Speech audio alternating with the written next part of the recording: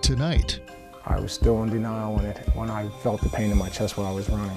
I knew something was wrong because that's just not him. an ABC 27 special presentation. Sometimes I'd feel a little uncomfortable in my arm. Sometimes it'd be in my chest. He kept complaining about pains in his chest. And I says, well, I think you should go get it checked. Penn State Hershey Heart and Vascular Institute presents Heart to Heart, brought to you by Penn State Milton S. Hershey Medical Center. Good evening, I'm Chuck Rhodes. Every February, we bring awareness to prevention of heart disease by celebrating American Heart Month. We've all heard how exercise is important. Research shows leading a sedentary lifestyle is one of the top risk factors for heart disease. Regular aerobic exercise, it can strengthen your heart and cardiovascular system, improve your circulation, help use body oxygen better, improve your heart failure symptoms, to name a few. Thanks, Chuck. A almost man was in the best shape, worked out, and ate the right food. He could not believe what was happening to him, and neither could his family. Ready? 2, 3, 4. Gary Maselli and his son Michael could take their show on the road. Strumming the guitar and making great music. It's times like this the two are grateful for. Every day. Every day is a gift. That's the gift you get. That's truly the gift. Gary says those words wisely because he knows that gift was almost taken away from him. Heart disease was to blame. Gary remembers when he experienced the first signs of trouble. Actually, I felt the first one when we were finishing up the last day actually in Aruba. We were on vacation. And I'd come back from a run, and I felt a pinch. Didn't think anything of it because it was the first one. One of many more to come. I would get a pinprick on the left side of my heart underneath my armpit.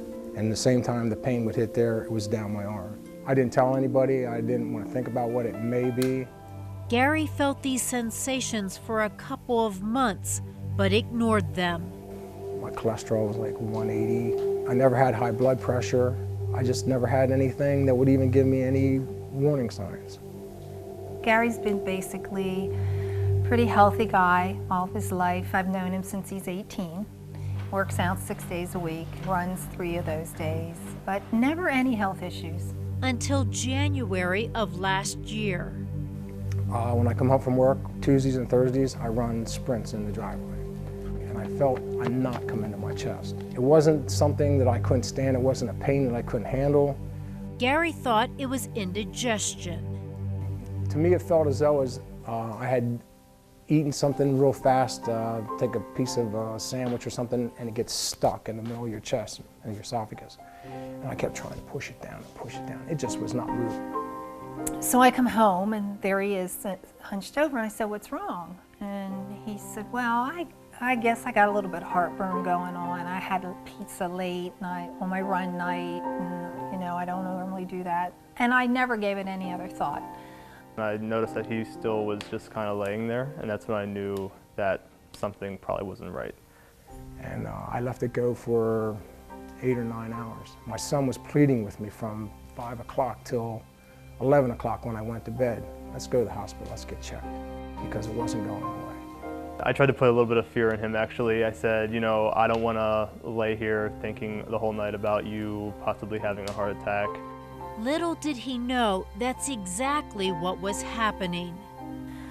So we went to bed, and sure enough, Gary did not, sleep very well. He was tossing and turning, and I was like, I think it's time we do something here.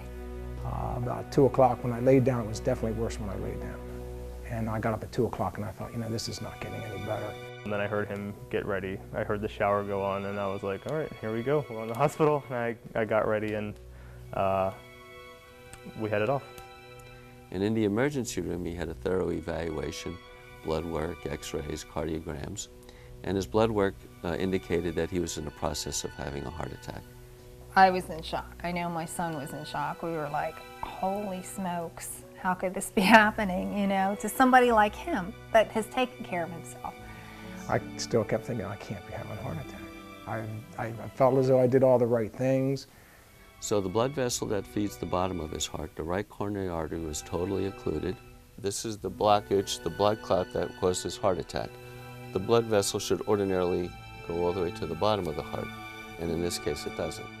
After that blockage was found, the next step was to open it with a stent. A stent is a piece of metal that looks like the spring in a ballpoint pen. And here you see that the stent is positioned right at that area of blockage. Once it's positioned there, it's opened up in order to prop open the artery to open it. Doctors found another blood vessel that was 70% blocked. In a likewise fashion, a stent was positioned there and that blood vessel was opened up, and at the end of the procedure it looked like this. It was emotional when they told us it had gone well, because you're back there in the waiting room, you're like kind of on edge, and then when you get a verdict to whatever, good or bad news, it's emotional because you're thinking, I mean, he could have died. You know, it was just a good that we got him in when we did get him in, because it could have been too late if we waited any longer. So that was scary. Gary spent several days in the hospital, recuperated at home, and then started cardiac rehab at the med center. Every day I had to do light exercises, like 8-pound dumbbells. I would do some exercise with that. They would put me on an elliptical, a treadmill, a rowing machine. 3 months after the heart attack, Gary ran 2 miles. A first, and certainly not the last. He's active, takes his medicine, he watches his diet. He's done very well. And thankful enough that it wasn't bad enough that it's hindered me from doing anything that I want to do. I don't know if there's anything that I can't do. Yeah, he's back pretty much in full swing right now.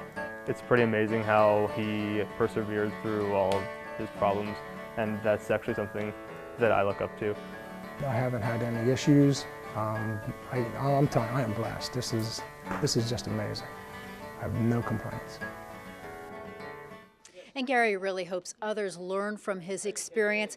If something doesn't feel right, call your doctor or go to the hospital. Chuck, back to you. It's amazing, Deborah. You look like the picture of health before and after the procedure. And joining us now, Dr. Charles Chambers.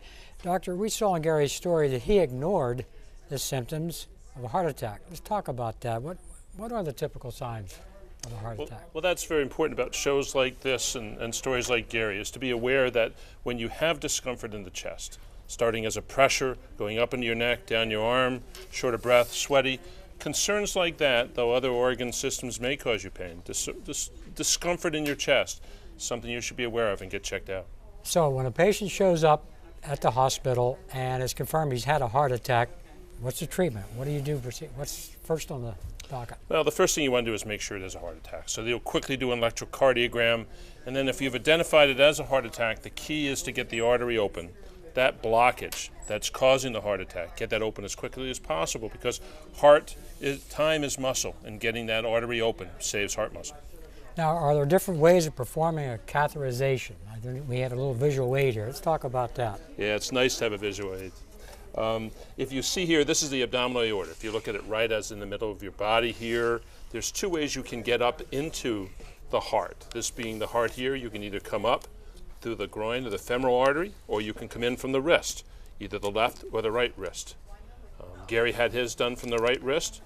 Catheters passed into the aorta through either the wrist, the radial, or the femoral, up into the aorta, and into the various coronary arteries here, or across the aortic valve into the ventricle. When you're done with the catheterization, you pull out the tube either from the groin and make compression, or you can take it out from the wrist with a little wristband, taking out the sheath and holding compression. Wow. Any complications from something like this? Well, you obviously can't put wires and tubes in hearts and say nothing ever happens. I mean, catheterizations do have complications. Routine diagnostic, just taking the pictures, about 1 in 1,000. Interventions, 1 in 100. Bleeding is the biggest complication. That's why wrist caths, smaller arteries, easier compression, may have less complications. Thank you, Doctor. We learned a lot here tonight, and the visual aid really helps. Thank you, sir. Clears it up. Thank you. Thank you. Let's check back now with Deborah Pinkerton in the ABC 27 call center. Deborah? Thanks, Chuck. The phone lines are busy. As you can see right now, the specialists are on the phones, but this is the number to call, 717-346-3333. Now, joining us right now is Dr. Michael Pfeiffer. He is a cardiologist at the Med Center. He's going to help answer some of our viewer questions this evening. Thanks for being with us. This is our first question. I've heard of symptoms of heart problems are different for men and women and often go ignored by women because they think it's something else. What are these less recognized signs of heart disease in women? Sure. Well, I think it's important to point out that in men or women, the most common presentation of a heart attack or a heart problem is still going to be chest pain or tightness. But beyond that, there are other atypical symptoms such as shortness of breath, nauseousness, or jaw or back pain that are felt to be more common in women and shouldn't be ignored. Ideally, if you're having any of these symptoms, you should talk with your physician. Okay, Dr. Pfeiffer, thank you, and we will have more of your questions in just a little bit. If the phone lines are busy, you can email your questions here, and stay with us. We will be right back.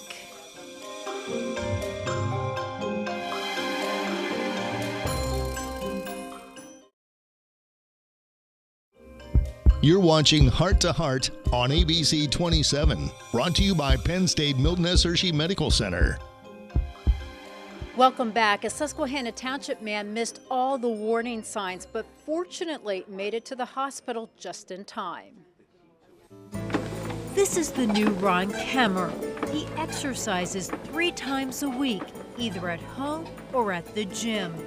When I go out to the gym, I'm usually on the bike for an hour, then I'm on the treadmill for an hour, then I do some different exercises, some leg exercises and some stomach, some ab exercises. A much happier, healthier Ron. His lifestyle changed because of heart disease. In 2001, we were having a lot of pollen that summer, and I thought I had allergy problems, and I thought that's what it was, and I went to my family doctor. The next thing I know, they're bringing the ambulance and they're taking him to the hospital. He was diagnosed with congestive heart failure at that time. And congestive heart failure is a syndrome where the heart doesn't pump sufficiently for the needs of the body. And that's generally, but not always, due to an impairment in the ability to pump blood out of the heart. He was treated with diuretics and beta blockers and ACE inhibitors and had quite an outstanding response. Had an improvement in his heart function. After that hospitalization, did great. Great for years until 2012. It was just something like a little pressure, just a little bit of a, sometimes it'd be in my chest, sometimes I'd feel a little uncomfortable in my arms. It wasn't like a severe pain, it wasn't like a real sharp pain. He kept complaining about pains in his chest and pains in his chest. And I says, well, you know, I think you should go get it checked. But Ron waited and waited until it became crystal clear it was time to call the doctor. It started when I walked down to the mailbox and came back up. It was warm that day, and I was really huffing and puffing, and I was tired, and then I could really feel like a burning sensation, and that was the worst it had ever got. That day that he walked down to the mailbox and he came back, and that's when I said to him, you know, you need to call, get an appointment. When I explained to the nurse over the phone what the problem was and what my symptoms were, and she just said, forget the appointment and go to the emergency room. So when Ronald came in, he was diagnosed with acute coronary syndrome. Acute coronary syndrome is atherosclerotic disease of blood vessels in the heart that is in an unstable situation. And generally, the presentation of an acute coronary syndrome is either the presentation of severe pain without a heart attack or severe pain with a heart attack. Ron didn't have a heart attack, but doctors say he was close to it. He had a cardiac catheterization which showed significant disease in the vessels of his heart. This is one of his coronary arteries, which is nice and smooth. It's the way it's supposed to look. And as you see, as you come up here, it disappears into a very small, tiny, narrowed area, which is where his disease is. There are a number of blockages that are in between 99.9% and maybe 70% right there. There are multiple blockages in the major arteries of his heart. Quite surprised. I was not expecting this. This was totally unexpected, totally shocked. I mean, it was not, it's not what I thought it was going to be. I just was so stunned. I said, really? I never had any indication that it was going to be that bad. I just wanted to prevent a heart attack, not thinking that there was anything already closed. Well, I told him that his best option, in my opinion at the time, given his age, his other factors, would be to pursue surgical revascularization or coronary bypass grafting as a long-term treatment for his coronary disease. They said that they had to do a triple bypass, and I said, well, do whatever you have to do. We take an artery off the inside of the chest wall almost always and use that on the artery in the front of the heart, the LAD. And for the other ones, we take a vein out of the leg that you don't need really, and we use that to bypass the blockages. They did the surgery, he came out of it, he's like standing up then almost right afterwards. Now Ron was given a second chance to do things right. When all of this started, I was weighing about 305. After the bypass surgery and going through the exercise rehab, I started losing some weight. Then it was just the idea I wanted to continue doing that.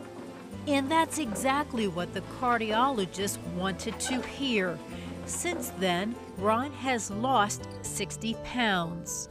He just has so much more energy to do things, and I'm just really proud that he wants to go out to the gym. It changed my life because it kind of gave me a wake-up call that it was time to do some exercises. I'm 65 years old, and I think I get around pretty good, and I feel good. Ron also went through the cardiac rehab program at the Med Center, and as you can see, he is still exercising. Chuck? He sure is, and looks good. Welcome there. Now, joining us on the desk is Dr. Lawrence Sinaway. Doctor, now, Ron had heart disease for years, and prior to this surgery. How do you manage that prior to surgery? What do you do? So Ron, when he came into the medical center in 2001, had heart failure, congestive heart failure. And the treatment for that is to use a series of medications, beta blockers, ACE inhibitors, diuretics, and another medicine called spironolactone, which acts in another way to try to help the heart. And Ron was really quite excellent at taking his medications. And he was very meticulous, he and his wife, in taking care of his needs. Now, how closely does he have to monitor risk factors for heart disease in the future? Well, an interesting thing about heart disease is that it's a chronic disease. And you're not fixed when you get a stent or you get surgery. So you have to stay meticulous in taking care of your medication, and you have to really stay after it. It seems like over the years we've learned an awful lot about heart disease. What don't we know? What do we need to learn yet? Well, I think one thing we need to learn is why guys like Ron do so well, and some people don't do so well after getting surgery or getting an intervention. I think we have to learn why and how this inflammation in people's hearts occurs. And I think we have to understand why some people with congestive heart failure do great, like Ron, and others have more problems. So there are many, many things about heart disease that we don't know, and there's going to be a lot of work done over the next Learning decade. every day, though. Yes, Learning every day. Thank you, Doctor, for joining us tonight. Thank you. And we're going to check back with Deborah Pinkerton in the ABC 27 call center. Deborah.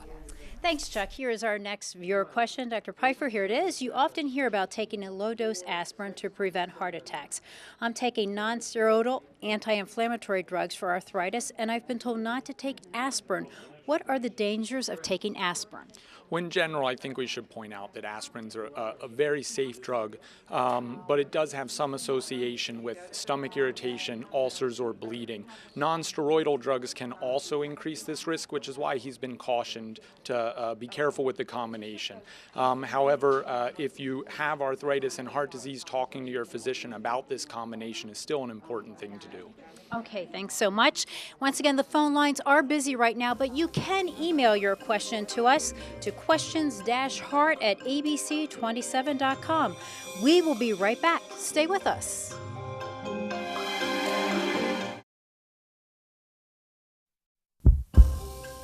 Heart to Heart on ABC 27 is brought to you by Penn State Milton S. Hershey Medical Center. Welcome back. You still have a few minutes to get your questions in. You can see the phone lines are busy, but this is the number 717-346-3333, and the phone lines are open until 8 o'clock this evening. Here, we do have time for one last viewer question. Dr. Pfeiffer, here it is. For years, I've had a feeling like my heart is racing. I finally asked my doctor for a stress test. After the test, I was told I have a minor defect, but it's too risky to do a balloon procedure and was told to come back if I have any problems. What should I do? I need to find out what's wrong. Well, I think, again, I can point out that not every patient who has a diagnosis of coronary disease necessarily needs an invasive procedure or treatment. It may be appropriate in these circumstances to treat just with medicines and close follow-up. The symptoms of heart racing that are described by the viewer might be worth talking more with the physician about, especially if they're continuing to see whether a heart monitor or something that could be done at home for further evaluation would be appropriate. Okay, Dr. Pfeiffer, thank you for answering our viewer questions. And we also want to thank the specialists, too. Once again, the phone lines are open until 8 o'clock. Chuck? Thank you, Deborah. Now joining us is Dr. Dwight Davis, the co-director of Cardiac Rehab and Wellness Program. And Doctor, both patients now, they mentioned cardiac rehab in their stories. Let's talk about that. What is that? What's cardiac rehab? Well, Chuck, as you noticed from the conversations we had with them, cardiac rehabilitation is an important component of the treatment of patients with heart disease, and it's physician supervised. It has exercise as an important component, but the other aspects of it involve risk factor modification, psychosocial assessment, and support of the patient in that way, and ongoing work at targeting. Every patient comes with a target that we set, and we work on those goals as we go through. Now, you talked about reducing the risk factor for another heart attack. How do you do that? Well, as you know, I think it's well publicized now, the major risk factors that we have for heart disease, and particularly coronary disease, that involve diabetes, obesity, hypertension, elevated lipid levels, and we work on all of those in a coordinated fashion within the program with all of our staff. And every patient goes to an individualized program where they set targets for those. And what type of patient benefits from cardiac rehab? It turns out that just about everybody with any form of heart disease or any type of procedure fit into a population that would benefit. So coronary artery disease is probably the biggest one, but anyone who's had a stent placement, those that have had a heart attack in the past, and just about everyone who's had some type of cardiac surgery would benefit. The new one is heart failure. All right, well, what are the benefits of the cardiac rehab? I mean, the overall look. If you look at the list of benefits from cardiac rehab, I always make the point to my patients that nothing else that we do has a list that's that long of things that patients benefit from. Wow. Symptoms go away, they live longer, they have a better quality of life, oftentimes they lose weight, their exercise capacity increases. So quite a long list of benefits that patients get from participating in our programs. And they have to stick with it. Oh, we work very hard at having them work very hard with us and stick with the program. And I think you've seen some evidence of that with our two patients tonight. Gary and Ronnie. Yes, great examples. Living examples of the benefits of doing. Yes. Well, thank you for joining us here tonight, you're welcome. Doctor, It's been and all the our other pleasure. doctors. Appreciate that for you coming out here tonight.